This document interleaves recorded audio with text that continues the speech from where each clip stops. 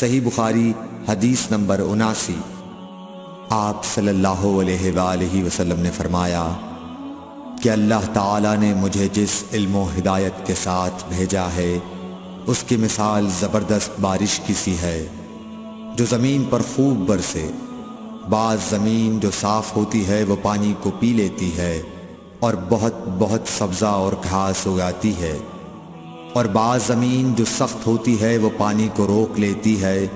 اس سے اللہ تعالیٰ لوگوں کو فائدہ پہنچاتا ہے، وہ اس سے سیراب ہوتے ہیں اور سیراب کرتے ہیں۔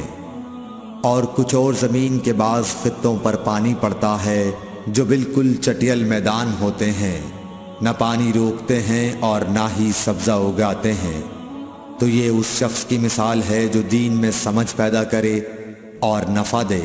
اس کو وہ چیز جس کے ساتھ میں مبعوث کیا گیا ہوں اس نے علم دین سیکھا اور سکھایا، اور اس شخص کی مثال جس نے سر نہیں اٹھایا یعنی توجہ نہیں کی، اور جو ہدایت دے کر میں بھیجا گیا ہوں اسے قبول نہیں کیا۔